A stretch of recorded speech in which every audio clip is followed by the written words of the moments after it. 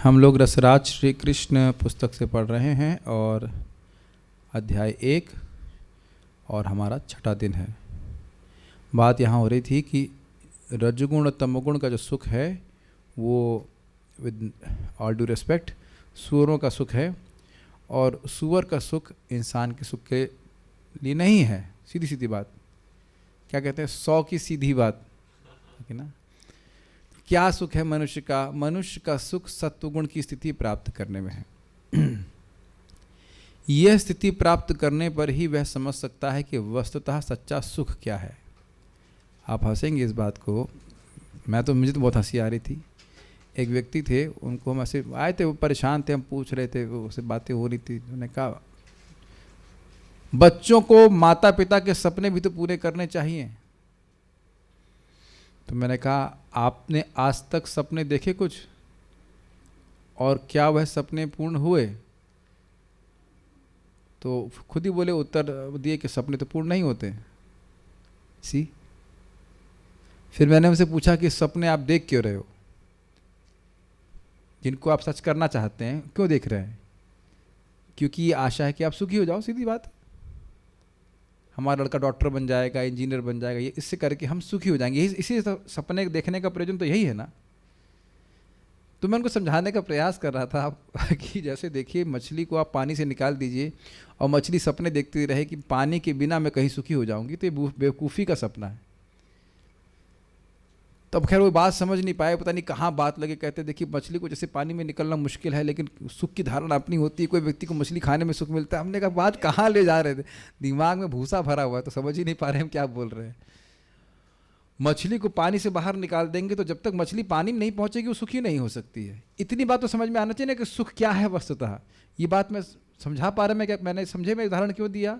सपने देख रहे हैं, क्यों? क्योंकि वो समझ नहीं पा रहे हैं वस्तुतः सच्चा सुख क्या है। इस जीवन में भी वो सपने देखे थे कि मैं डॉक्टर बन जाऊं, बन गए, सुखी हुए क्या? शादी हो जाए, सुंदर पत्नी मिल जाए, मिल गई, सुखी हुए क्या? या धन मिल जाए, सुखी हुए क्या? एक एक चीज को समझना चाहिए जिसके पीछे लोग भाग रहे हैं। कारण क्या है वह समझ नहीं पा रहे हैं कि वस्तुतः सच्चा सुख क्या है। ये बात प्रभुपाद कह रहे हैं। इतना देखना चाहिए कि जो मेरे पास नहीं है और दूसरों के पास है, क्या वो सुखी हैं? इतनी देखने की क्षमता भी लोगों में नहीं है। मेरी बात आप समझ पा रहे हैं? जनरली किसी के पास मारुति होगी, सामने वाले के पास ऑडी होगी, तो सोचेगा वो बहुत सुखी है। Is he happy? बहुत अच्छी बात बोल रहे थे, क्या नाम है इनका? नहीं नहीं नहीं नहीं नहीं, जन निवासपुर के भाई पंकज आंगिर प्रभु क्लास दे रहे थे। कह रहे थे है क्या वो? एक लोहे का डब्बा ही तो है। ऑडी और मारुति में क्या अंतर है? ऑडी का सोने से बनी है, अगर मान लो सोने से भी बनी हो तो भी तो मेटल ही है। वस्तुतः केवल डब्बा है लोहे का। पता है सुख क्या है? मान लो ऑडी में कोई जाएगा तो कुछ लोग गर्दन घुमा कर एक बार देखेंगे कौन सी कार है। मारुति में देखेगा नहीं कोई। एक ज़माने में मारुति को भी दिखते थे, मारुति 800 को भी, जब लोगों के पास प्राइस साइकिल हुआ करती थी। क्या आप उसको अप्रिशिएट कर पा रहे हैं? आपको है ना, दोनों ही तो लोहे के डब्बे हैं। और आप कहेंगे हाँ साधु तुम तो कभी बैठे नहीं हो, लेकिन ऐसे मैं इनोवा में भी बैठा हूँ, जहाँ मतलब मेरी खुद की नहीं थी, लेकिन मुझे तो ज़्यादा विशेष कोई अंतर नहीं लगता। क्या सुख दे देगी ये कार, एक बताइए। बहुत, इज इट नॉट? और इसको प्राप्त करने के लिए व्यक्ति दुखी है। एक भक्त हैं, उनके मतलब पति बहुत डिप्रेशन में। क्यों? 22 लाख की क्रीटा बड़ा बड़ा नो क्रिस्टा है जो नहीं, टोयोटा की क्रिस्टा में बैठने को नहीं मिल रहा है। क्रेटा नहीं घुस पा रहे। इज इट नॉट बेवकूफ़ी? Is it not? जब तक हम टोयोटा में नहीं चलेंगे, तब टोयोटा नहीं, इनोवा में नहीं चलेंगे, सुखी नहीं होंगे। और जो सारे लोग चल रहे हैं वो सब सुखी हैं। महाराज जो बड़ा विनोद करते हैं, परम पूज्य राधाकुंज महाराज कहते हैं, हो सकता है कि व्यक्ति एसी रूम में बैठा हो लेकिन उसका मन जल रहा हो। एसी की ठंडक हमारे मन में तो नहीं जाती है कि नहीं? चिंता हमारी, हमारा बिजनेस खराब हो गया, ये हो गया, इत्यादि इत्यादि। हमको बहुत अच्छी बात लग रही है। वस्तुतः सच्चा सुख क्या है? हमारे सामने कुछ भक्त देख रहे हैं, हम तो भाई मजाक बनाएंगे आपको पता, क्योंकि हम मजाक भी बना रहे हैं, गुणगान भी कर रहे हैं। हम पहले जब वो लोग भक्ति में आए तो हम बोले भाई यहाँ मत जाओ, ये कार्य मत करो। किसी को जिम जाने का शौक था, किसी को ये था, किसी को वो था। हमने कहा देखो हरि नाम क्या करता है। अपनी तरफ से हम बोल रहे थे, धीरे धीरे हिंट कर रहे थे कहाँ आप उससे फंस रहे हैं। अब लोग बेचारे, वो लोग इतने पंगु हो गए, पंगु मतलब समझ रहे हैं, कुछ करने में अक्षम हो गए। कहते अब तो कुछ नहीं हो रहा है, केवल जप हो रहा है और कथा हो रही है। उन्होंने कहा यही तो करना था हमको, यही तो करना था। This is how is there. Now you are realising कि उन सब चीज़ों से हम सुखी नहीं होने वाले। हमको बहुत हंसी आती है, जो पतला होता है वो सोचता है मैं मोटा हो जाऊं, और जो मोटा वाला होता है सोचता है मैं पतला हो जाऊं। आपने देखा है? दोनों प्रकार। और ये सब डिवोटीज की बात कर रहा हूँ। रोज हम बहुत सूख रहे हैं, क्या करें खाने के लिए? हमने कहा क्या मैं डाइटिशियन हूँ? कोई मोटा व्यक्ति सोच रहा है पतला हो जाए, लेकिन दोनों ही तरह से किसी भी भौतिक परिस्थिति आप सुखी नहीं होने वाले, ये बात। तो सतोगुण में जब व्यक्ति स्थित होगा तब वो समझ पाएगा सच्चा सुख क्या है। जब सच्चा सुख समझेंगे तो फिर उधर प्रयास करेगा व्यक्ति। अब कैसे होगा ये? यदि हम नियम पूर्वक कृष्ण कथा सुनेंगे तो इसका परिणाम यह होगा कि हमारे हृदय में जन्म जन्मांतर से एकत्रित गंदगी दूर हो जाएगी। वास्तव में हम देखेंगे कि हम तमोगुण और रजोगुण से हटकर सत्वगुण की स्थिति को प्राप्त कर चुके हैं। वह स्थिति क्या है उसको हम आगे बताएंगे, लेकिन पहली चीज़ आपने यहाँ पे जो सीखी है वो क्या है, जिसमें मैं फोकस करना चाहूँगा।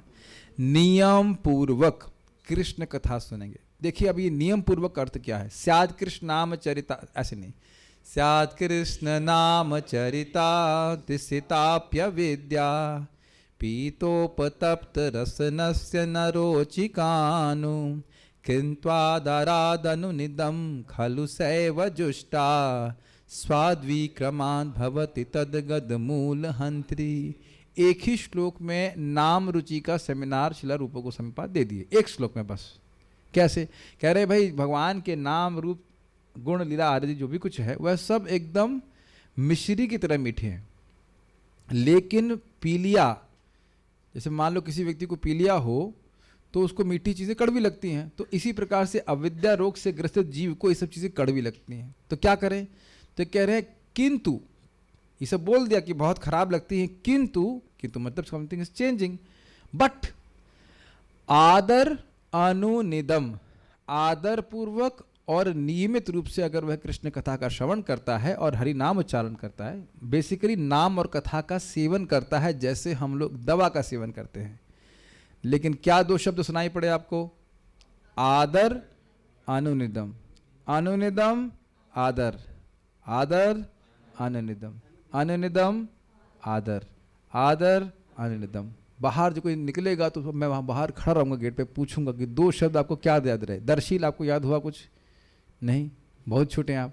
बोलो आदर और अनुनिदम, अनुनिदम, यस। आदर पूर्वक मतलब सम्मान पूर्वक। अब देखिए जैसे मान लीजिए कथा चल रही है, अब मैं अपना व्हाट्सएप भी खोल लूँ, एक मिनट। हाँ हाँ भक्त, अच्छा ये ठीक है। तो अब ऐसे सुनने से टेस्ट होगा, इसमें कुछ संदेह ही है कि नहीं? और रेगुलरली सुनने का क्या अर्थ है समझना होगा। कुछ लोग कहते हैं हम लोग रेगुलरली जाते हैं मंदिर, कब? वंस इन अ वीक, हफ्ते में, रेगुलरली हफ्ता साप्ताहिक रूप से जाते हैं। तो मेरे हृदय में बहुत एक कचोट थी कि भाई हम इतने सारे भक्तों को कल्टीवेट करें। हमारे सबसे बहुत सारे थे, इधर आगरा में भी थे, भरतपुर में भी हैं, होडल में भी भक्त थे।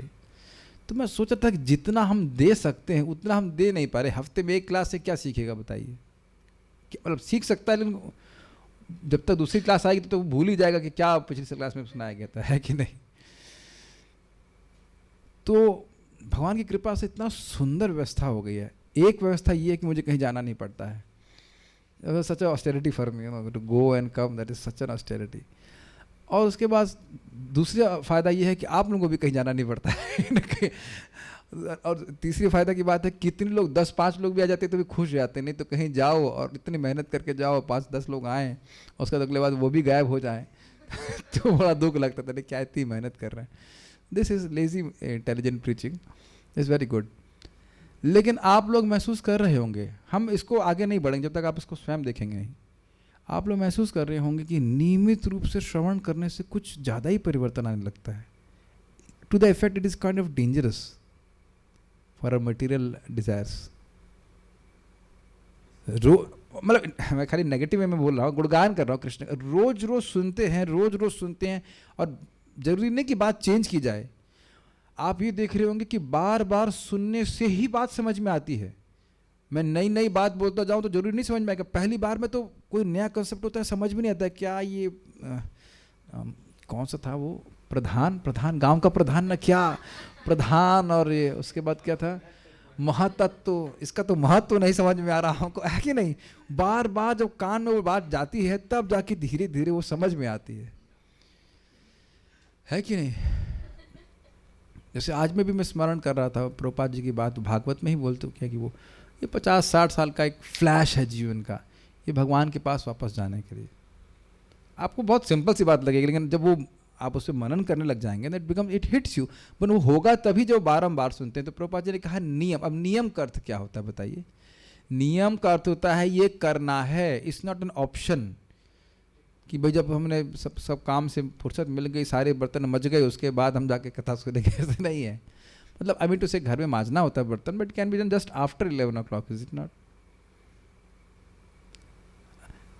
ये आप प्रैक्टिकल देख रहे होंगे कि 10 बजे जो लोग कुछ और करते थे, अभी और कुछ करने का मन नहीं करता। शाम को 6 बजे कुछ और करने का मन नहीं करता। So see now you are developing test.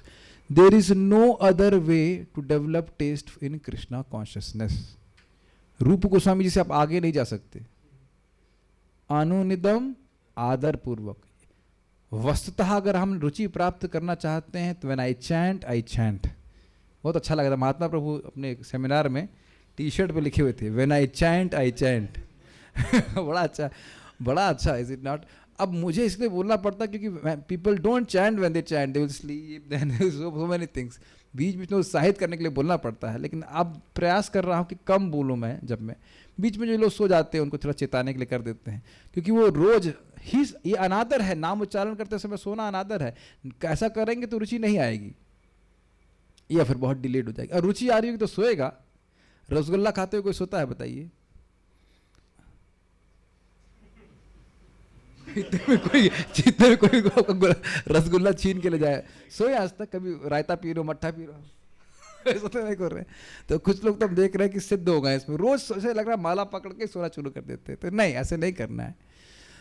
रूप गोस्वामी जी जो बता रहे हैं उसका पालन किए बिना रुचि नहीं हो सकती है। अनुदिनम आदर पूर्वक, दिस इज मोस्ट इंपॉर्टेंट। इस तरह से करना ही है। हाँ, अब बीमार हो गए हैं, एक डॉक्टर के पास चला जाना है, एक अलग चीज़ है, दैट इज अनअवॉइडेबल, लेकिन ये करना ही है। तब इस प्रकार का प्रभाव होगा। तो हम ये बात क्यों बोल रहे थे? बात ये बोल रहे थे कि देखिए हम लोग 24 घंटा भी अभी नहीं कर सकते, इतना टेस्ट नहीं है, लेकिन नियम पूर्वक करें, यह टेस्ट जरूर कल्टिवेट करना चाहिए। तो ये बहुत इंपॉर्टेंट बात मैं आप लोगों को बताना चाह रहा था कि it has to be done every day. अच्छा, दूसरी एक और बात है, आप फिक्स कर लो कि आप कितना कर सकते हो। जैसे मान लीजिए दर्शील है, तो आप दर्शील से हम ये उम्मीद नहीं कर रहे कि 9 साल के हैं तो 16 माला करें। फिर क्या लगता है, वो बोझा लगने लगता है, फिर भक्त उसको रोज नहीं कर पाएगा। ये बहुत ध्यानपूर्वक सुनिएगा। प्रभुपाद जी भक्ति रसामृत सिंधु बताते हैं, एक्सेप्टिंग व्हाट इज नीडेड या व्हाट इज रिक्वायर्ड, ऐसे कुछ बोलते हैं। कोई क्या प्रभुपाद कहते हैं, कह सकता है कि 64 माला करना चाहिए। अब वो बोझा लग गया तो पता लगा 64 किया, वो 4 भी नहीं करेगा। ऐसा एक डिवोटी हम लोग को ऑनलाइन मिले थे, वो पुरुषोत्तम मास में किए 64 राउंड्स एवरी डे, उसके बाद 2 माला। तो ऐसे नहीं होता है, आप 4 माला फिक्स कीजिए, 4 माला एवरी डे यू डू। हाँ, एकादशी में आप थोड़ा एक्सटेंड कर सकते हैं, लेकिन एकदम से अब रोज कोई 64 माला के लिए बोल देगा तो फिर आप कहेंगे नहीं हमसे नहीं होगी, माला ले लो तुम अपने, हम नहीं कर सकते। समझ रहे बात? आपका मन धीरे धीरे अभ्यस्त हो जाता है उस कार्य को करने के लिए। Make sense? ठीक है। तो हमको नियम पूर्वक कृष्ण कथा सुनना है। और देखिए एक और बात ध्यान दीजिए, कृष्ण कथा सुनना है और प्रजल्प नहीं सुनना है। Before we go forward, we can only remember things what we have heard. हम केवल उन्हीं बातों को स्मरण कर सकते हैं जो हमने सुनी है, ऑब्वियसली देखी भी है। देखना और सुनना। आज मैं बहुत एक डीप रिफ्लेक्शन इसके ऊपर आया कि मुझे कोई व्यक्ति कुछ बोल रहा है, is he conscious? If I remember his words at the time of death, मेरी क्या गति होगी? हैवी है ना? Super heavy. कोई व्यक्ति है ना, मैं कुछ बात बोल रहा हूं, आपने वो बात सुनी ही नहीं तो कभी चित्त में नहीं आएगी। तो कृष्ण से इतर मुझे कोई कुछ बोल रहा है और उधर मेरा चित्त चला गया, वैसे तो भगवान रक्षा करते ही हैं, लेकिन फिर भी सुना है तो चित्त जाएगा कि नहीं, और चित्त जाएगा और उस समय मेरी मृत्यु उस बात का स्मरण करते हुए हो गई, तो फिर दोबारा शरीर प्राप्त, इसी प्रकार का शरीर प्राप्त करना पड़ेगा. It is quite dangerous whom we are talking. इसीलिए तो महाप्रभु कह रहे हैं कि ग्राम्य कथा ना सुनी बेकाने, ग्राम्य कथा ना कही बे, है ना. देखिए आपने बहुत बार बात सुनी होगी, लेकिन अगर इस पर से विचार कीजिए तो फिर देखिए कितना हमें, कितना अपनी वाणी को संयम करना चाहिए, कितने अपने कान को संयम करना चाहिए. मैं फिर बोल रहा हूँ, लोग बहुत खतरनाक हैं, उनको पता नहीं कि वो क्या बोल रहे हैं. So we have to be selective in our association in that sense, if possible.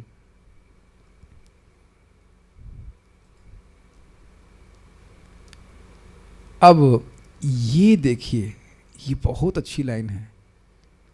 वास्तव में हम देखेंगे कि हम तमोगुण और रजगुण से हटकर सत्वगुण की स्थिति को प्राप्त कर चुके हैं. अब इस पर हम बिल्कुल स्पष्ट बोलना चाहेंगे. देखिए तमोगुण में क्या लोगों को अच्छा लगता है, शराब, सोना, ये दो मुख्य है. मांस वास खाना, ये सब तमोगुण में आता है. तो लगता है ये तो बड़ा उपादेय है. उपादेय मतलब बहुत अच्छी चीज़ है भाई. और रजगुण में लोगों को स्त्री संग बहुत अच्छा लगता है. रजगुणी लोगों को बहुत काम, वाह वाह ये तो बहुत अच्छा है ये वो. लेकिन जब व्यक्ति सतगुण में स्थित होता है तो इसको एकदम हे मानता है. हृदय में जब सतगुण का, आप देखेंगे साधक के हृदय में भी जब सतगुण रहता है चित्त में, तो कोई बुरा विचार, स्त्री संग आदि का, क्या ये फालतू की चीज़ है, कुछ भी कोई सुख थोड़ा ना है. लेकिन रजोगुण के कारण व्यक्ति सोच रहा है नहीं ये बहुत अच्छी वस्तु है. प्रभुपाद बड़ा स्पष्ट बोले, इतनी अच्छी वस्तु कि 24 घंटे आप स्त्री संग कर सकते हैं, कि 24 घंटे सोएंगे, कि 24 घंटे मांस खा सकते हो. So we have to understand, we have to transcend this. और ये अनुभूति स्वयं होने लगता है ना, इसमें कुछ नहीं है. शरीर से संबंधित भोगों में हमें सुख नहीं प्राप्त हो रहा. I am not becoming happy. अब ये बात देखिए थोपी नहीं जा सकती है, ये थोपने वाली बातें नहीं होती. प्रभुपाद ने क्या बोला, गंदगी साफ होगी तो व्यक्ति को स्वयं अनुभव हो जाएगा इस बात की. तो जितनी जल्दी हम अच्छे से भगवान का नाम जप करते हैं, कथा सुनते हैं, भागवत पढ़ते हैं, तो स्वाभाविक रूप से ये बातें चली जाती हैं. परम पूज्य वृंदावन चंद्र महाराज इस बात को मुझे साक्षात बोले थे कि देखिए भक्ति का सुख तो जब मिलेगा सो आगे की बात है. शास्त्र का सुख जो मिल जाए तो शास्त्र का सुख मिलने लगता है तो माया की वृत्तियों से व्यक्ति बचने लगता है. ये है. और आप देखिए श्रीमद् भागवतम पढ़ रहे हैं और आचार्यों की कमेंट्री पढ़ रहे हैं, तो अब आप उनका सीधे साक्षात संग प्राप्त करते हो. सब निर्गुण अवस्था में है कि नहीं. मेरा चित्त कैसा भी हो, लेकिन उनका, वो तो बोल रहे हैं निर्गुण बात ना, दिव्य बात, वो तो सीधे हमारे हृदय पे कार्य कर रही है. Are you able to follow this. कल जैसे हम लोग भी कल ही शाम को तो ना, परसों से पढ़ ही रहे हैं, श्रीधर स्वामी की टीका पढ़ रहे हैं, तो वो शब्द जो है वो श्रीधर स्वामी के मुख से उच्चरित है या उनके हाथ से लिखा हुआ है. कुछ पता नहीं अब समझ रहे हैं कि नहीं, वो भाग्य समझना चाहिए. प्रभुपाद जी के शब्द हैं वो उनके मुख से उच्चरित है, सीधे प्रभुपाद जी का संग प्राप्त कर रहे हैं. Blessings are there directly right now. और देखेंगे धीरे धीरे ऐसे महान भक्तों का संग प्राप्त करने से हम भी धीरे धीरे उधर निर्गुण अवस्था को प्राप्त होते चले जाते हैं. आत्मा का से क्या प्रयोजन है बताइए. आप लोग सभी लोग जॉब कर रहे हैं, आप 2-3 लोग जॉब तो कर ही रहे हैं, आप लोग को सैलरी रेस मिलने पे क्या महसूस होता है. You want to say something in the mic, और ईमानदारी की बात बोलना. How do you feel, mic on कीजिए. सैलरी रेस मिलने पे कैसा लगता है. हम कुछ डांटेंगे नहीं, जो भी आपको अलग फीलिंग आती है कैसा लगता है. सैलरी जब बढ़ जाती है तो कैसा लगता है, माइक पे बताइए ना. हाँ नहीं, शुरू में बस एक्साइटमेंट लगता है, लेकिन इट वाज एज यूजुअल. बस यही मैं सुनना चाह रहा था. Thank you. को फीस दे देना. शुरुआत में आपको लगेगा हाँ मेरी सैलरी बढ़ गई, उसके बाद नथिंग. Is it not. वो केवल नंबर्स रह जाते हैं. बताइए, मेरे को कोई आपत्ति नहीं है आपकी सैलरी बढ़ने से, मैं खाली बोल रहा हूँ कि you don't get pleasure from there, है कि नहीं. वही 2 रोटी खानी है, वही दही पीना है, जो कुछ करना है. Is it not. कभी आप लोगों के जीवन में अनुभव हुआ है कि like on some days you are absolutely peaceful even in your home और समथिंग लाइक दैट, और वो दिन क्या था जिस दिन आपकी कोई इच्छा नहीं थी. किसी किसी दिन होता है ना, कुछ नहीं चाहिए, 2 वक्त का प्रसाद चाहिए, हम कथा सुन सके, नाम जप कर, है कि नहीं. See it has not dependent on आश्रम. आश्रम डिपेंडेंट नहीं है, वो चेतना पे निर्भर करता है। हाँ, हम लोग जाप कर पा रहे हैं, कथा सुन पा रहे हैं, कीर्तन कर पा रहे हैं, और कुछ नहीं चाहिए। This is very profound. तो आप सभी को अनुभव होगा ये सत्वगुण की स्थिति सबको है कि नहीं। और आप कभी कभी देखेंगे कि कोई विचार भोग का है, वो बड़ा अच्छा लगता है, तो उस पर घबराना नहीं चाहिए, समझना चाहिए कि इस समय मेरे चित्त पे रजोगुण का प्रभाव हो रहा है। Keep cool, it will go away. ये बहुत गंभीर बातें हैं। एकदम से चाहिए हमें ये प्राप्त हो जाए, ये कर लें, वो कर लें, उसके बाद थोड़ी देर शांत बने रहेंगे, वो आंधी चली जाएगी, उसके बाद अपना फिर नॉर्मल हो जाएगी। ये मैं बात इसलिए बोल रहा हूँ क्योंकि बहुत से भक्त लोगों को बहुत प्रॉब्लम इस बात से होती है। अरे प्रभु जी बहुत प्रॉब्लम हो रही है, वो हमारे तनिष्ठ प्रभु बता रहे थे उनके पेट में कीड़े हैं, तो अभी उनकी हालत ख़राब हो रही है। तो जब वो वैद्य जी के पास गए तो कहते दिक्कत नहीं है, अब तुम्हारे कीड़े के बाहर आने का समय हो रहा है, इसलिए वो एक्टिवेट हो रहे हैं। समझ में आया क्या? दवा खा रहे हैं तो अभी तक तो चुपचाप पड़े, थोड़ा थोड़ा खून चूस रहे थे, अब उनके बाहर निकलने का समय आ रहा था तो दिक्कत हो रही है। किराएदारों को बाहर निकालेंगे दिक्कत नहीं होती इनको, है कि नहीं? तो काम, क्रोध, लोभ, मोह, मद मत्सर हमारे घर पे हृदय रूपी घर में किराएदार बन के बैठे हुए हैं, खून चूस रहे हैं हमारा। तो अब जब जाप कर रहे हैं तो कृष्ण कहेंगे बाहर निकलो यहाँ से, मुझे यहाँ बैठना है, तो थोड़ा सा वो चीनमीन करेंगे, लेकिन आप भक्ति करते रहेंगे तो एकदम साफ हो जाएगा। ये बात नारद जी बोल चुके हैं। नारद जी कहते हैं कि पहले जो मेरा मन लगाने में दिक्कत होती थी कथा में, मैंने अनुभव किया कि नहीं, अभी नहीं दिक्कत होती है। ये हम लोग पढ़ चुके हैं। As your heart gets purified it becomes easier to focus on the holy name. अब एक और प्रश्न बनेगा कि भाई हरिनाम पे या हरि कथा में मन लगाने में दिक्कत क्या आती है? बहुत सिंपल उत्तर है, फिर भी उत्तर देना चाहिए। मन इधर उधर क्यों भग रहा है? संस्कार या वासना, इज इट नॉट? तो वासना ही समाप्त हो जाएगी तो आपका मन नहीं जाएगा। Is it not like that? सत्वगुण की स्थिति प्राप्त कर लेने के बाद हम जीवन की सभी परिस्थितियों में सुख का अनुभव करेंगे। हम कभी उदासी महसूस नहीं करेंगे। ये बच्ची का फोटो यहाँ पे लगाया गया, लग रहा है इसके नंबर कम है एग्जाम में। ठीक है, I don't know what is the reason, लेकिन उदास रहने का मौका से पता है। एक चीज़ हमने देखी, कृष्ण कथा जितनी चर्चा करें उतना उदासी तो टच नहीं करती। हम लोग लाए क्या इस जगत में जिसके लिए हम चिंता कर रहे हैं? हाँ, ऐसे देखा है हमने, बहुत लोग ऐसे खो गया पैसा हमारा दुखी रहता है कि नहीं, या हमको रेज नहीं मिला, सैलरी, व्हाटएवर ना। कितना सिंपल सी बात स्वीकार नहीं करते। श्रीमद् भगवद गीता के अनुसार ये हमारी ब्रह्मभूत स्थिति या सत्वगुण की सर्वोच्च स्थिति है। क्या है ब्रह्मभूत की स्थिति? न शोचति न कांक्षति, that is a state of happiness. ना आपको भौतिक रूप से कुछ चाहिए, ना हम ना कांक्षति और ना शोचति, मतलब कोई अब शोक नहीं कर रहा है कि मिल गया था उसको और नहीं ये हो जाता। तो आप देखेंगे कि बद्ध जीव की ये डिस्टिंग्विशिंग फीचर है। या तो वो रोता रहेगा कि हाय ये मिल जाता, नहीं मिल जाता, हाय ये मिल गया होता तो कितना अच्छा होता, और या फिर कांक्षति, हाय ये मिल जाएगा तो बहुत अच्छा होगा। और प्रभुपाद जी बोलते हैं कि भक्ति के द्वारा ब्रह्मभूत अवस्था अपने आप ही प्रकट होने लगती है। Simple, is it not? प्रसाद खाता है व्यक्ति, पेट भर गया, उसे कुछ और नहीं चाहिए। उसी प्रकार से भक्ति करके जीव संतुष्ट रहता है तो सारी इच्छाएं आने समाप्त हो जाती हैं। कल भी एक भक्त बोल रहे थे कि हमको शादी में जाना पड़ रहा है, हमको अच्छे से ड्रेस करना पड़ेगा, हमारी तो इच्छा ही खत्म हो गई है। हमने कहा ठीक है, कभी आपको ऐसा करना भी पड़े तो समझिए इसका सिद्धांत बता रहे हैं भक्त लोग क्या कहते हैं। यद्यपि हमें किसी कार्य में प्रवृत्त होना पड़े, जैसे मान लीजिए किसी पूजा में जाना पड़े, वो देवता की पूजा है घर में, बृहस्पति की पूजा थी ना अभी घर में, हाँ, तो अब वहाँ जाके झेझे करने की जरूरत नहीं है, वो खड़े हो जाइए। अब आपकी श्रद्धा उस पूजा में नहीं है तो आप उसकी भक्ति, आपसे वो आपकी भक्ति को प्रभावित नहीं करेगा। ये नहीं माना जाएगा कि पूजा में कर रहे हैं। Does that make sense? ये गीता का बात है। अश्रद्धया हुतम दप्तम, अगर अश्रद्धा से कोई तपस्या या यज्ञ किया जाता है तो उसका कोई फर्क प्रभाव नहीं पड़ता है। कितना सुंदर लिंक आचार्यों ने दिया है। मेरी बात समझ पा रहे हैं? ये बहुत बड़ी बात है। अब ये प्रॉब्लम नहीं शादी वाली। इंडोनेशिया में भक्तों को एक यज्ञ में बैठना पड़ता है। हर गांव में कोई यज्ञ होता है साल में या 6 महीने में, और अब नहीं बैठोगे तो पूरे परिवार को बहिष्कार कर देंगे। अब उनको कीर्तन में आने की इच्छा होती है, कथा में आने की इच्छा होती है, भक्त क्या करेंगे? तो ठीक है आप जाइए, लेकिन आपकी श्रद्धा नहीं है उसमें, डिसइंटरेस्टेड, अश्रद्धा से वह खड़ा हुआ व्यक्ति है। जैसे आप देखेंगे बहुत बार आप किसी व्यक्ति को जबरदस्ती कथा में लेके आते हैं, उसकी कोई रुचि नहीं होती है, होता है ना, रिश्तेदारों को ले जाते हैं, वैसे उसका उस पर प्रभाव पड़ता है कथा का, लेकिन कर्मकांड का कोई फर्क नहीं पड़ता। मेरी बात समझ रहे हैं? हाँ, बस फॉर्मेलिटी के लिए जा ले, उससे प्रभावित नहीं होंगे आप। तो ये नहीं कहा जा सकता कि अब आप वहाँ पे उसमें दोष, वहाँ पे कोई कांक्षा से लेकर नहीं जा रहे हैं। बट ये हमने क्या, वापस पॉइंट पे आ रहे हैं। पॉइंट ये है, we must remember that we are not the body, हम शरीर नहीं हैं। और ये शोक करना और भौतिक आकांक्षा करना, ये हमारे स्वरूप के विपरीत है। Does that make sense?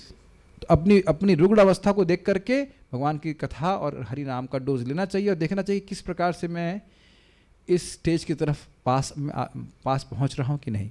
Okay, आत्मा के रूप में यहाँ सभी लोग एक हैं ये नहीं, इज इट नॉट? अलग अलग शरीरों में हैं वो अलग बात है, लेकिन आत्मा के रूप में सभी लोग बराबर हैं। तो अगर आत्मा की फाइनल स्टेज कहा जाए ब्रह्मभूत अवस्था, उसमें तो सभी की चेतना एक तरह की होनी चाहिए कि नहीं? सिंपल। और कैसे प्राप्त होगी? कृष्ण कथा, कृष्ण नाम, लेकिन रेगुलर, एवरीडे। वेद हमें सिखाते हैं हम पदार्थ नहीं ब्रह्म हैं, अहम ब्रह्मास्मि। श्री शंकराचार्य ने इस वेद वाक्य को सारे संसार में प्रचारित किया। हम पदार्थ नहीं हैं, हम ब्रह्म हैं, आत्मा हैं। वास्तव में हमें जब आत्मिक बोध पूरी तरह से हो जाएगा तब हमारे लक्षण बदलने लगेंगे। वे लक्षण क्या हैं? जब व्यक्ति अपनी आध्यात्मिक चेतना में स्थित होता है तब वह ना तो किसी भौतिक वस्तु की प्राप्ति की लालसा करेगा और ना ही किसी वस्तु के खो जाने पर उसका शोक करेगा। शोक किसी हानि होने पर किया जाता है और लालसा किसी लाभ के लिए। दो बीमारियां किस चीज़ में बारे में बात हो रही है? भौतिक वस्तुओं के बारे में। ऐसा नहीं है कि आध्यात्मिक वस्तुओं की लालसा नहीं रहती। ब्रह्मभूत प्रसन्नात्मा न शोचति न कांक्षति, ठीक? समः सर्वेषु भूतेषु मद भक्ति लभते पराम। पहली लाइन का क्या अर्थ है? ब्रह्मभूत अवस्था में ना वो शोक कर रहा है ना कांक्षा कर रहा है, ठीक है। दूसरा, किसी वस्तु के संबंध में। और जीवों को कैसे देख रहा है? समः सर्वेषु भूतेषु, सभी जीवों को वह स्वयं देख रहा है कि वह कृष्ण का दास है और सभी अन्य जीवों को भी दास के रूप में देख रहा है। अन्यथा बद्ध जीव कैसे देखता है? जीवों को शत्रु और मित्र के रूप में, और कोई नहीं, ठीक है। या फिर तटस्थ रूप में देखेगा, लेकिन प्राय शत्रु और मित्र के रूप में देखता है, लेकिन नहीं, वो समान रूप से देखता है। और मद भक्ति लभते पराम, मेरी पराभक्ति को लाभ से लाभान्वित होता है। तो कुछ प्राप्त कर रहा है कि नहीं? तो पराभक्ति ब्रह्मभूत अवस्था के बाद शुरू होती है। तो ध्यान से सुनना होगा। इसका अर्थ यह नहीं कि कोई इच्छा नहीं रहती। मायावादी लोग कहेंगे कोई इच्छा नहीं रहती, कोई इच्छा नहीं रहने का अर्थ हो गया कि जीव एकदम जड़ पदार्थ हो जाएगा। ऐसा जीव के लिए संभव नहीं है, ठीक है। हाँ, ये भी बोल सकते हैं कि ठीक है, वैसे बोल सकते हैं, लेकिन जीव कभी ऐसी स्थिति को नहीं प्राप्त कर सकता जहां उसकी कोई इच्छा नहीं हो। इसीलिए बोल रहे अन्य अभिलाषिता शून्यम, ये नहीं बोल रहे अभिलाषिता शून्यम। यस, आत्मा की गुण ही है कि सोचना, इच्छा करना इत्यादि। दो बीमारियां इस संसार की विशेषताएं हैं जो हमारे पास नहीं है, उसके लिए हम लालायित रहते हैं और सोचते हैं कि अगर ये चीज़ें मुझे मिल जाएं तो मैं सुखी हो जाऊंगा। स्वप्न देख रहे हैं, हरे हरे नोट। मेरे पास धन नहीं है, पर यदि मुझे 10 लाख डॉलर मिल जाएं तो मैं सुखी हो जाऊंगा। और यदि हमारे पास 10 लाख डॉलर हों और वे किसी प्रकार खो जाएं तो हम रोना शुरू कर देंगे, ओह मैंने इसे खो दिया। महाराष्ट्र इस पे बड़ा सुंदर कहते हैं, देखो भाई, जिसके पास 1 करोड़ रुपए हैं तो उसी को तो ये दुख हो सकता है ना कि 50 लाख रुपए खो गए। Quite interesting. सोचा आपने? जिसके पास करोड़ों रुपए हैं उसी को तो डर लगेगा या दुख होगा कि 50 लाख रुपए खो गए। देखिए, धन की आवश्यकता होती है, लेकिन अब पूरा जीवन हम धन कमाने में तो नहीं बिता सकते। गोबरेला की तरह, गोबरेला प्रभु जानते हैं ना? गोबरेला, ठीक है। हमको बड़ा अच्छा उदाहरण दिया था प्रेम कृष्ण, फोटो भेजे थे कि गोबरेला कीड़ा होता है, सुना आपने इसका? तो गोबर को इकट्ठा करता रहेगा, बड़े बड़े गोले बनाता रहेगा, और वो गोला लेकर के, वो गोबर खाता है तो पता नहीं स्टोर करने के लिए क्या, बहुत छोटा सा कीड़ा होता है, तो गोबर के गोले को बड़ा बना लेता है, और इतना बड़ा बना लेता है, इतना बड़ा बना लेता है कि वो जो छेद है उसका बिल है उसी में नहीं घुसता वो। तो ये स्थिति है जीवन में, व्यक्ति कमाता जाता है, कमाता जाता है, कमाता जाता है, जबकि जीने के लिए उसे बहुत कम चाहिए, है कि नहीं। आजकल की बहुत अधिक सुविधा भी, मान लीजिए तो मान लो एक परिवार है तो उसमें एक एसी चलेगा, भाई एसी तो, और चलो लग्जरी ले लिया, एसी ले लिया, बाकी आपको खाना पीना तो वही रहता है। उसमें भी तो लोग सरसों के तेल में खाना बना रहे हैं। कौन व्यक्ति घी में बनाता है? घी में भी नहीं तो बनाते। आपके घर में घी में खाना बनाते सब? अब नहीं ना। हमारे सरक सनातन प्रभु बड़ा अच्छा बता रहे थे, पैसे कमाने का एक और तरीका यह है कि खर्चा ना किया जाए। This is amazing, is it ना। कई बार आप लोग देखें ना, जगत में आत्मा नई ड्रेस पहनने के लिए इच्छुक होती है। समझ आ गया है कि नहीं? अगर सोचे कि भाई हम आत्मा है, अब शरीर को ढकना है, तब तो कोई दिक्कत नहीं है। मैं अपने हृदय में देखा, इधर गोमाता स्टोर में गया और इंचार्ज तो हैं ही हम, तो हमने सोचा कि ये 1200 रुपये मीटर वाला कपड़ा ले लेते हैं। फिर इसीलिए सुनने का बड़ा फायदा होता है। इच्छा है तुरंत 1 मीटर क्या 3-4 मीटर में लेते, कौन पूछने वाला है। फिर हमें वो याद आ गया कि ये शरीर किसको खिलाया जाएगा, कुत्तों को या फिर अग्नि को या फिर कीड़े को, तो उसको क्या सजाना है बताइए। It is very subtle. जितनी बार आप नए कपड़े पहनेंगे, पहली चीज क्या आती है, क्या लोग हमको देख रहे हैं कि नहीं, कितना बढ़िया हमें चक चक होता पहना है। तो किसको देख रहे हैं? शरीर ना।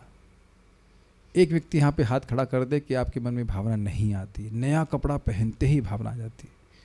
इसीलिए तो महाप्रभु कह रहे भालू ना पड़ी और भालू ना वटेवर।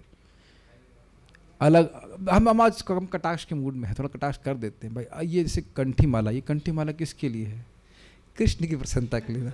अब अलग अलग डिजाइन की कंठी माला पहन रहे हैं तो क्या है कि नहीं? हीरोगिरी दिखानी और कुछ नहीं। हीरो वही जो हम लोग कर्मी जीवन में जीन्स पैंट पहन के करते, वो थोड़ा सा चेंज करके डिवोशनली करना शुरू कर देते। अलग दिखने चाहिए ना। बीड बैग भी अलग अलग प्रकार का होगा।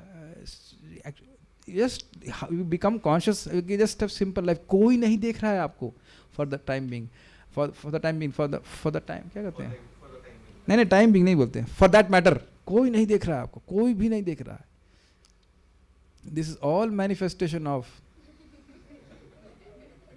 क्या कहना चाहिए, बुरा मत मानिएगा, फॉल्स ईगो।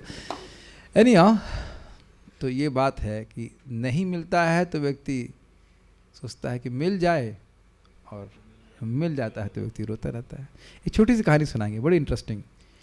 कुरेश और उनकी पत्नी, ये दोनों श्रीपाद रामानुजाचार्य जी के शिष्य थे। कुरेश बहुत धनी थे और कुरेश प्रतिदिन बहुत दान करते। फिर ऐसी कुछ घटना हुई कि उनकी इच्छा हुई कि अब हम सब कुछ छोड़ करके रामानुजाचार्य जी के आश्रम में जाएंगे। तो वो और उनकी पत्नी चल पड़े। उनकी संतान नहीं थी जहाँ तक मैं समझ रहा हूँ। तो जब जंगल में जा रहे थे तो उनकी पत्नी को बहुत डर लगा। उनको लगा कि कहीं यहाँ डकैत हुए तो क्या होगा। तो बोले तुम कुछ धन लाई साथ में? कहते हैं हाँ, वो एक सोने का कुछ कुंडल ऐसे कुछ लेके आए। कहते हैं इसीलिए तुमको डर लग रहा है, इसको फेंको यहाँ से। हमारे किसी के, देखिए, हम धन सबकी आवश्यकता होती है, ठीक है, लेकिन आपने देखा है कि जैसे ही धन आता है व्यक्ति घबराने लग जाता है। कहीं कोई चोरी तो नहीं कर लेगा, दरवाजे में लॉक करके रखो, ये रखो, दरवाजे नहीं, सॉरी, अलमारी में, ये वो, या बैंक में है लेकिन कहीं कोई केवाईसी होता है क्या, उसको ले करके चोरी तो नहीं कर लेगा, इत्यादि इत्यादि। पूरा जीवन इस प्रकार से प्रभावित रहता है। So this some things which are very subtle, और ये सब शास्त्र की बातें हैं, इसे स्वीकार करना चाहिए, इसमें फंस नहीं जाए व्यक्ति। ये बात है, धन की आवश्यकता है, भागवत बोल रही है, इतना लेना चाहिए ताकि आप भक्ति कर सको। लेकिन अगर उसी के पीछे भागते रहेंगे then it will be to our disadvantage. हम उस स्थिति को नहीं प्राप्त कर पाएंगे जहाँ बोला गया है। जब हम धन कमाने के लिए बेचैन हो उठते हैं तो वह भी दुखी है, और जब हम नुकसान उठाते हैं तो वह भी दुखी ही है। यानी कि शोक भी दुख है और कांक्षा भी दुख है। तो अब हम शोक में हैं बहुत सुंदर पॉइंट प्रपात कह रहे हैं। देखिए, शोक भी दुख है और कांक्षा भी दुख है, समझ में आया? तो शोक दुख है, शोक में है तो दुख में है, आकांक्षा में है तो दुख में है, तो सुख में कैसे हो गए? I have never heard and never seen this whole thing like this. कभी नहीं देखा जीवन में। आपने कभी देखा इस तरह से? देखिए प्रभुपाद के ग्रंथ कितने अद्भुत हैं। हम चाहते हैं कि हम सुखी हो जाएं, तो जब शोक में है तो शोक अवस्था तो दुख की अवस्था है, और लालसा है कुछ भौतिक प्राप्त करने के लिए, वह भी दुख की अवस्था है। तो फिर सुख में कैसे स्थित हो पाएंगे?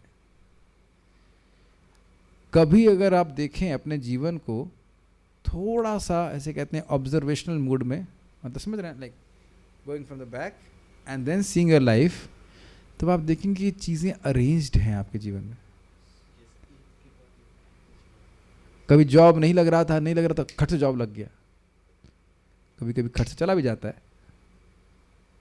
यस, राम हरि प्रभु बता रहे थे ना आपको, पहले जॉब नहीं लग रहा था, थोड़े उद्विग्न होना स्वाभाविक सी बात है, लेकिन आप जॉब करते रहे और अकस्मात जॉब लग गया।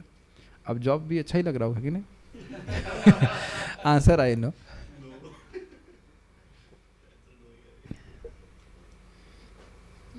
हमारा कोई, देखिए, कोई ऑब्जेक्शन नहीं है। अब जॉब तो, ये बहुत इम्प्रैक्टिकल बात होगी कि जॉब थोड़ा सब लोग छोड़ देंगे, बट दृष्टिकोण तो चेंज कर सकते हैं नहीं? जो आपके भाग्य में लगा। हमारे अमृत प्रभु बता रहे थे कि आप प्रभु जी नेचुरली ब्रह्मभूत अवस्था में होने के कारण ज़्यादा काम नहीं करते थे। आप बता रहे थे ना शुरुआत के समय में, और आपको प्रमोशन पे प्रमोशन मिल रहे थे और बगल वाले चिढ़ रहे थे। आपने बताया था मेरे को, see how that is happening. आप भी बता रहे थे ना कि ज़्यादा प्रभु जी कुछ, अब तो बहुत काम करते हैं, अभी आराम से करते हैं, मुझे नहीं पता, कूल है तो ठीक है, ब्रह्मभूत अवस्था में ये बनी हुई है। लेकिन मुझे खुद बोले कि हम ज़्यादा काम नहीं करते लेकिन हमारा प्रमोशन हो रहा है, तो बताओ ये सब कैसे हो रहा है? मेरे एक रिश्तेदार ने बोला, उनका मित्र है, वो कहीं पैसे लगाता, कहते जहाँ पैसे लगाता है वो करोड़ों रुपए आने लग जाते हैं। तो हमने कहा ये आ नहीं रहे हैं, पहले के दिए हुए हैं, वो वापस लौट के आ रहे हैं। समझ रहे हैं? कभी कभी अपना लड़का ही बहुत दुख देता है, हम तो अपने आंखों से देखें कैसे दुख देता है। बताइए क्यों हुआ है? कुछ हमारे कर्म ऐसा है, इज इट नॉट? या पत्नी दुख देती है, या हम तो जानते हैं व्यक्ति की पत्नी ने उसको बांध करके पिटाई किया डंडे से। This is too much. This is too much, is it not? तो अब क्या, उसको दोष क्या दिया जाएगा? उसने पहले कुछ कर्म किया होगा, उसका पेमेंट मिल रहा है उसको। जी, अभी प्रश्न है कि बांध कैसे दिया, हम क्या जाने, हमने थोड़ा ना किया। हम क्या जाने? अपना दुख स्वयं बता रहे थे। भाई प्रचारक होने का ये फायदा है, जगह जगह का दुख सुनने को मिलता है। कोई ब्रह्मभूत अवस्था में तो ना सब लोग है,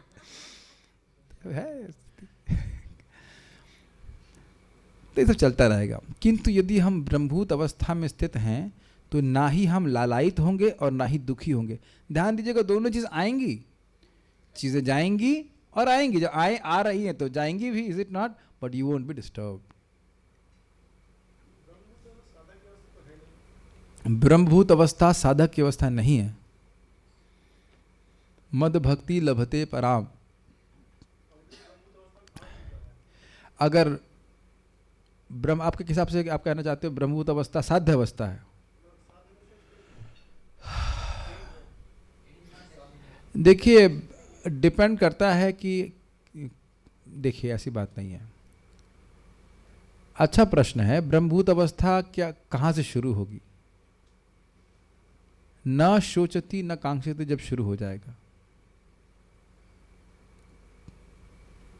अगर उस दृष्टि से देखा जाए कि भोग की बिल्कुल इच्छा नहीं है तो भाव स्तर कहा जाएगा, ठीक है? तो वो साध्य अवस्था ही कह ली जाएगी। तो प्रभुपाद साध्य अवस्था का तो वर्णन कर रहे हैं यहाँ पे। कृष्ण कथा करते करते अपने आप ब्रह्मभूत अवस्था को प्राप्त हो जाता है। हमने सुन चुके ना, तव विक्रीडितम कृष्णा निर्णाम परम मंगलम कर्ण पीयूषम आस्वाद्य त्यजंती अन्य स्पृहाम जना। बड़ा स्पष्ट है, कृष्ण कथा सुनने से अन्य सारी स्पृहा अर्थात मोक्ष की स्पृहा भी छोड़ देता है, परिवार की आसक्ति को भी छोड़ देता है, लेकिन कृष्ण कथा की स्पृहा को नहीं छोड़ पाता। So yes, it describes like that. लेकिन कैसे पहुंचेगा व्यक्ति? भगवान की भक्ति करके, स्पेशली कृष्ण कथा का श्रवण करके। हम हर व्यक्ति और हर वस्तु को समदृष्टि से देखेंगे और कठिन से कठिन समय में भी विचलित नहीं होंगे। इसी को सत्वगुण की स्थिति कहते हैं। लेकिन ये सत्वगुण भौतिक सत्वगुण की बात नहीं कर रहे हैं प्रभुपाद जी, ये दिव्य शुद्ध सत्व की बात कर रहे हैं। देखिए कहना बड़ा आसान होता है, लेकिन जब कोई व्यक्ति हमारे प्रति खराब बर्ताव कर रहा है तो वह हमारे किए गए कर्म के ही फल के अनुसार है। बोलना बहुत आसान होता है, लेकिन इसको स्वीकार करना बहुत कठिन होता है।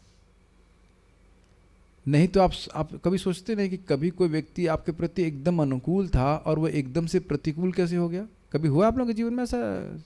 Is it not? एकदम दिखाई पड़ता कि काल के प्रभाव में सब कुछ चल रहा है। ऐसे वीडियो फिल्म होती है ना, उस तरह से आज बड़े अच्छे हैं, और ऐसा भी नहीं कि वो धोखा कर रहे थे, वाकई बहुत अच्छे थे, मित्र थे, और एकदम से कोई छोटी सी आपने बात कह दी या कुछ हुआ और पूरा घूम जाते हैं। यह सब काल के प्रभाव में एकदम दिखाई पड़ता है।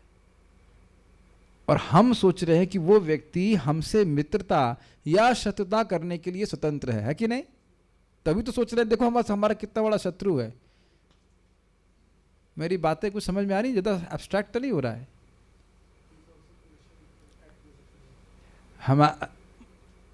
मैंने तो देखा है कैसे लोग मेरे पास आते हैं एकदम गिड़गिड़ाते, प्रणाम करते, प्रभु जी आश्रम में रख लीजिए, ये कर लीजिए, वो कर लीजिए, और फिर जो वो नियम नहीं पालन करते हैं चले जाते, तो मेरे को और तो हम मेरे खिलाफ पॉलिटिक्स करके प्रभु जी ने हमको निकाल दिया। और छोटा बच्चा है, बच्चे ऐसे रहते हैं हमारे सामने। Is it not? I don't blame actually, just काल के प्रभाव में इस प्रकार से होता है। वही व्यक्ति जो एकदम बिल्कुल अनुकूल है वो बिल्कुल प्रतिकूल हो जाता है, एक झटके में प्रतिकूल हो जाता है। आप लोगों के जीवन में ऐसा कभी नहीं हुआ? सी, तो ये देखने का प्रयास कीजिए कि वो व्यक्ति कंट्रोल में नहीं है आपके, सॉरी अपने कंट्रोल में भी नहीं है, वो काल के प्रभाव में इस प्रकार से काल उसको दूर लेके आता है, कभी पास में लेके आया, फिर कभी दूर हो जाता है इत्यादि से। अगर ऐसा आप ये दृष्टिकोण रहेगा, देखिए क्या इस पे कंट्रोल है कि वो प्रतिकूल हो या ना हो? पहले बताइए। ये कंट्रोल नहीं है, लेकिन हम अपनी बुद्धि के द्वारा निर्णय अपने को कह सकते हैं, स्थिर कर सकते हैं कि ये तो होता ही रहेगा। क्या कर सकते हैं बताइए? कहीं कहीं तो आपने कोई अपराध नहीं किया, एकदम आप अपनी तरफ से अच्छी भावना रख रहे हैं, फिर भी व्यक्ति प्रतिकूल होता है। ऐसा कभी हुआ आपके संग? कुछ कहना चाह रहे थे? माइक पे बोलिए, अगर पाकिस्तान ने माइक पहुंचा दी। ठीक, हाँ जी। ये समझ पाना सामने वाले की स्थिति को देखकर कि वो भी बद्ध है और वो भी समय के काल के प्रभाव के अनुसार व्यवहार कर रहा है, तो ये भी तो ब्रह्मभूत की अवस्था हुई, जहाँ पे हम चीज़ों को ऊपर से जाकर देख पा रहे हैं नीचे की बद्धता को। हाँ, तो यही बात बोल रहे हैं ना, समदृष्टि कैसे होगी भाई? साधुषु अपीषु पापेषु समबुद्धि विशिष्टते, ये आता है, ये भगवद गीता 12वें अध्याय में भगवान बोलते हैं। अच्छे लोग और पापी लोग दोनों में समबुद्धि रखने वाला व्यक्ति। तो प्रभु ये एक माइलस्टोन हुआ, डेस्टिनेशन नहीं हुआ? देखिए, आप कह रहे हैं बुद्धि के द्वारा देख सकते हैं। जब कोई गाली देता है तो बुद्धि काम नहीं करती है। कभी कभी नहीं भाई साहब, नहीं करती काम। अब हम ये बोलने से पहले सोच लीजिए, वृंदावन में बैठे परीक्षा तुरंत हो जाती है। परीक्षा तुरंत हो जाती है। याद है मैंने एक बार बोला था कि शरीर में चोट होने पे भी भजन करना चाहिए, अगले दिन ही भगवान परीक्षा दे दी। काफी लंबा था टेस्ट। Is it not? गाली देना तो बहुत बड़ी बात है, छोटा सा बात कुछ करेक्शन दे दे तो मन हमारा शुद्ध हो जाता है। अभी तो मुझे बहुत सीनियर ब्रह्मचारी बोले, कह रहे पहले मैं बुरा नहीं मानता था, अब तो थोड़ा सा भी कोई कुछ बोल देता तो हम बुरा मान जाते हैं। तो कारण क्या है? कारण यही है, एक बहुत बड़े सन्यासी, मतलब काफ़ी सीनियर सन्यासी जो 45 साल से गोविंद कुंड में भजन कर रहे हैं, यहाँ पे कुछ दिन के लिए आए थे, बीमार थे, तो खुद बोल रहे थे मेरे को 45 साल हो गए भजन करते हुए, फिर भी उस समय की बात बोला, मतलब दैट मीन्स 5 या 6 साल, मुझे दिन याद, ईयर्स याद नहीं रहते, मे बी 8 साल, आई डोंट नो। फिर भी जब कोई बुरा बोल देता है तो बुरा लग जाता है। See, it's not that easy, not that easy. ठीक है, ठीक है, हम आगे पढ़ते हैं। और कठिन से कठिन समय में भी विचलित नहीं होंगे। इस पे आपको याद है महाराज जी वो श्लोक ले रहे थे प्रहलाद महाराज, नोद्विग्न चित्तः व्यसनेषु, ये शब्द श्लोक था 7वें स्कंद का। प्रहलाद महाराज के चित्त जीवन में उद्विग्न करने की कितनी परिस्थिति थी, सारे कारण थे किसी भी परिस्थिति में वो उद्विग्न नहीं हुए। ये आप बुद्धि से नहीं कर सकते प्रभु जी, it's not possible by intelligence. Mike पे बताइए, अगर भगवान, दूसरा माइक भी होगा, देखिए कोई व्यक्ति हमें सर्प के, विषैले सर्प, प्लास्टिक वाले सर्प नहीं, विषैले सर्प के कुंड में डाल दे, कुएं में डाल दे, तब भी उसके प्रति हमारी अनुकूल भावना रहेगी। महाराज जी ने कहा था कि एक ब्राह्मण का एक गुण है कि वो अपमान मान सम्मान को ना वो ज्ञान के साथ मिला के पी जाता है। यस, ज्ञान के स्तर पे सही कह रहे हैं, सत्व गुण, लेकिन हम बात कर रहे हैं शुद्ध सत्व की। सी दिस इज इंपॉर्टेंट, आप बिल्कुल सही कह रहे हैं। ब्राह्मण सहन कर लेता है ज्ञान के स्तर पे, ये सब तो शरीर के लिए है जो कुछ भी है, लेकिन देखिए अनुकूल रहना ये बहुत अद्भुत बात है। दिस इज नॉट ईजी, ये दिव्य स्तर है। जैसे आप देखिए ना, भृगु मुनि ने छाती पे भगवान विष्णु के प्रहार किया तो वो गुस्सा नहीं हुए, ये उनके सत्वगुण की लक्षण है, लेकिन वो ये सोच रहे कि मेरे द्वारा अपराध हुआ है, भृगु मुनि का, ये उनका दिव्यता का गुण है। This is transcendence, complete transcendence. आप सोचिए ना, कोई व्यक्ति सांप आपके ऊपर फेंक दे, हमारे पर फेंक दे तो, और असली सांप, तो गुस्सा हो जाएंगे। मान लो उसके दांत भी टूटे हो तो भी आप गुस्सा हो जाएंगे। क्या तमीज नहीं है आपको? बोलेंगे नहीं, क्या समझ रखा आपने, एकदम ये बोलेंगे, क्या मजाक करने का तरीका, ऐसे बोलेंगे ना।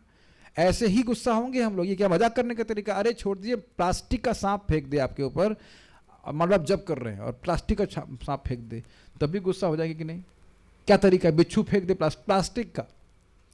और देखिए उस, बताइए ना, कुआं, अंधा कुआं जिसमें खूब जहरीले सांप थे, उसमें प्रहलाद महाराज को फेंक दिया गया। ये आप जानते हैं, जयदेव गोस्वामी की हाथ और पैर काट करके कुएं में चोरों ने फेंक दिया, और खुश से कहते हैं यहाँ तो बढ़िया है, कीर्तन कर रहा हूं मैं, डिस्टर्ब नहीं कर रहा कोई। This is unimaginable, is it not? ये हम इसको अनुकरण नहीं किया जा सकता है, बहुत अद्भुत बात है। We'll stop here on this point. I'll just see if there are some comments.